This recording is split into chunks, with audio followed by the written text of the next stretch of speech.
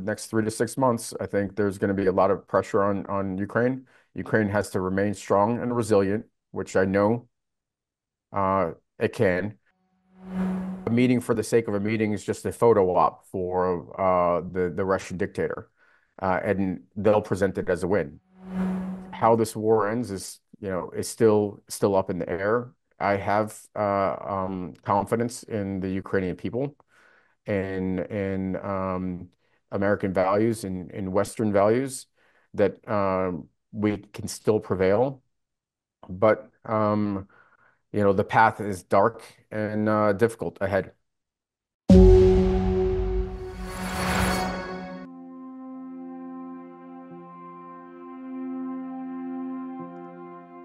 Well, Katerina, first of all, доброе ранку and дуже приємно.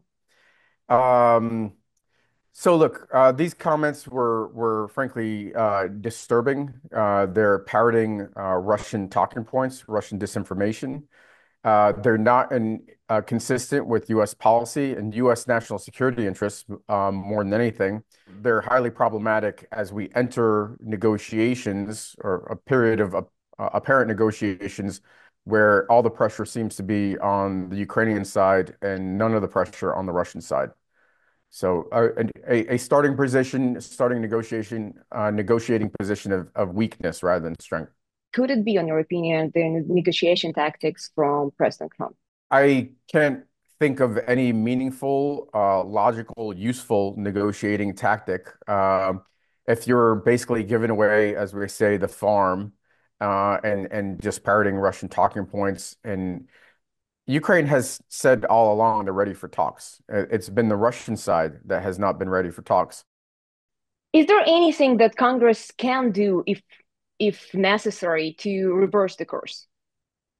Congress does have power. We have a major negotiating bill to be negotiated, the U.S. budget and tax cuts. The president has an interest in passing those. And so we will look to exert our authority. Republicans are in command of the House of Representatives and the Senate, and so the Republicans are going to be the ones that are going to need to find their moral compass. On the negotiations itself, do you see any impact that had been done already? I don't see actual negotiations having started yet. Obviously, you're not going to have legitimate, real negotiations without Ukraine at the table and the EU.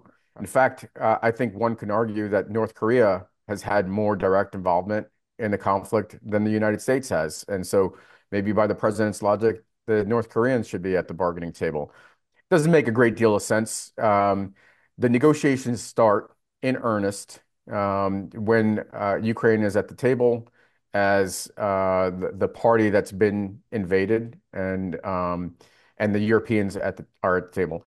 Could you sum up where are we now regarding relationship between United States, Ukraine, and Russia? Look, the relationship with the American people and Congress is still ironclad, and I can tell you that is how the vast majority of the American people feel. We feel a kinship with the resilient, strong Ukrainian people that are defending their democracy.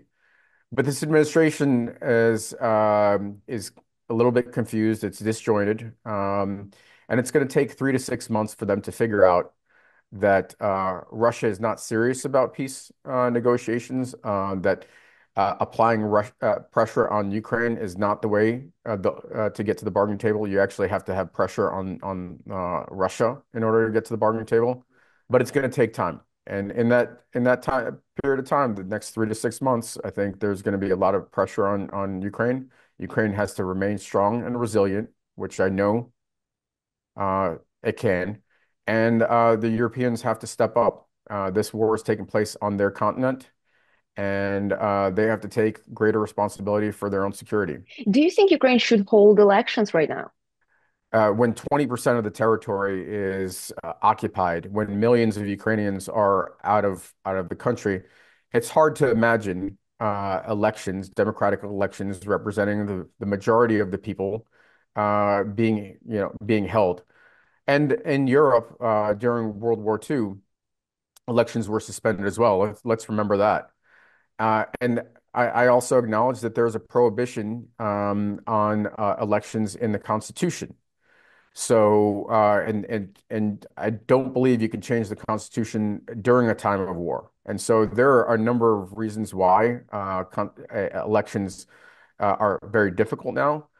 Um, and so I very much understand pausing on elections, but Ukraine will eventually have to hold elections, and certainly, if there is peace, elections have to happen in very, very rapid succession.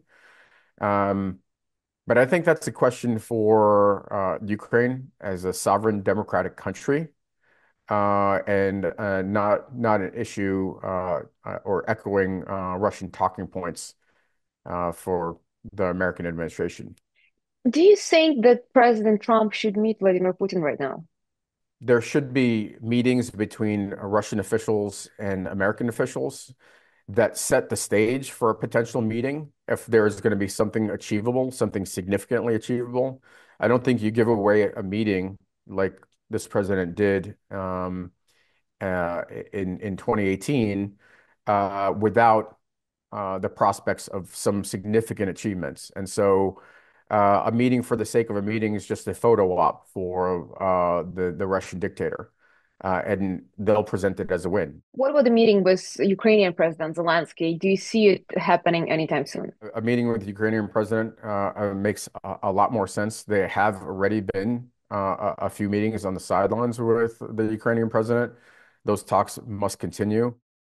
On February 20th, the war started itself from annexation of Crimea in 2014, and it is 11 years now, the war happening. The big scale invasion started on February 24th, and we now have more than a decade of this war. Can you sum up what were the mistakes of this war? What were the achievements? And what are the lessons?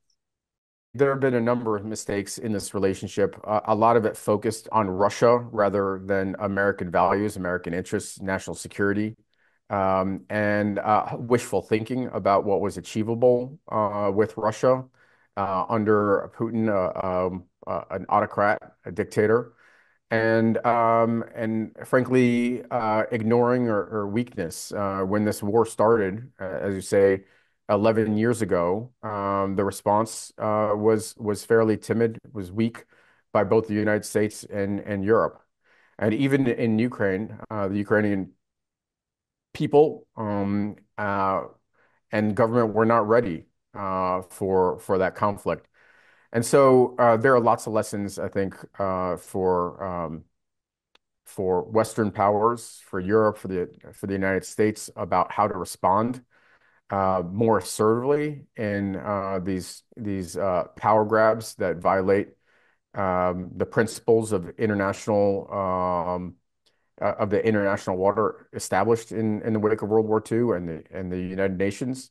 And so the real test of what the meaning of the Ukraine war is still yet to be written. It'll be written over the course of the next months and years. And ultimately, it'll be finally written on whether China decides that the old rules-based order is gone, and that they can also aggressively assert their foreign policy. Where are we now in this war? If it could be a book, once again, what is the chapter of this war for all the world right now? I'd say we're probably in the middle or the beginning of the end of this war. I do think that there's going to be some resolution of the conflict within the next couple of years. And it'll come because, parties are exhausted. Certainly, Russian forces have lost enormous amounts of manpower between killed and wounded. I think how this war ends is still up in the air. I have confidence in the Ukrainian people and American values and Western values that we can still prevail. But the path is dark and difficult ahead. What should be the future plan for Ukraine? Is it victory? Is it peace, or is it surrender? It's probably peace. I don't see Ukraine surrendering because I think the Ukrainian people, the Ukrainian government understand that a surrender now of some territory just means that Russia will attack in a few years after they have an opportunity to rebuild. So that's an untenable position for Ukraine. And there's a large swath of Ukrainian people that are in occupied lands that are suffering every day under occupation.